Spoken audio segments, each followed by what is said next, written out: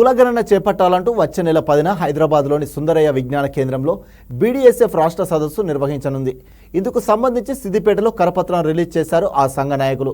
BC కులగణనపై నిర్వహించనున్న సదస్సును విజయవంతం చేయాలని కోరారు. ఈ సందర్భంగా బీడీఎస్ఎఫ్ రాష్ట్ర ఉపాధ్యక్షుడు మాట్లాడారు. కులగణన చేశాకే స్థానిక ఎన్నికలు నిర్వహించాలన్నారు. కార్యక్రమంలో సుప్రీంకోర్టు మాజీ న్యాయమూర్తి, బీసీ కమిషన్ జాతీయ chairman justice Eshwaraiah, high court senior advocate, Andhra Pradesh Bahujan communist party రాష్ట్ర కార్యదర్శి పర్వతాలు, బీఎల్ఎఫ్ రాష్ట్ర చైర్మన్ నల్ల సూర్యప్రకాశ్లు పాల్గొన్నారు.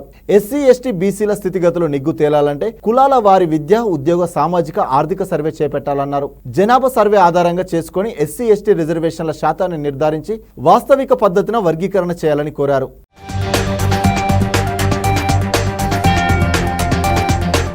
వచ్చే నెల 10 తారీఖు సుందరయ్య విజ్ఞాన కేంద్రంలో బీసీ కుల జనగణన నిర్వహించాలని చెప్పేసి సుందరయ్య విజ్ఞాన కేంద్రంలో మధ్యాహ్నం 1 గంటకు నిర్వహించబోతా ఉన్నాం. ఈ కేంద్ర ప్రభుత్వాన్ని మేము తప్పుపడతా ఉన్నాం. ఎందుకంటే ఈ బీసీలకు సంబంధించినటువంటి మేమెంతో మాకంత వాటా అనే ఆ నినాదాన్ని మేము బయటకు తీయబోతా ఉన్నాం.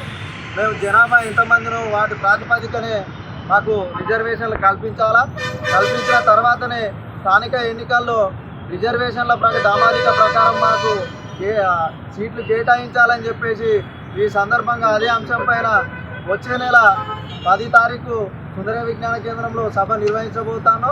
దీనికి పెద్ద ఎత్తున బీసీ సోదరులు, ఎస్సీ, ఎస్టీ, మైనార్టీ సోదరులు అందరూ సహకరించాలని చెప్పేసి, అదేవిధంగా గతంలో ఎస్సీ, ఎస్టీ వర్గీకరణకు సంబంధించినటువంటి సుప్రీంకోర్టు ఏదైతే తీర్పు ఇచ్చిందో దాన్ని స్వాగతిస్తూ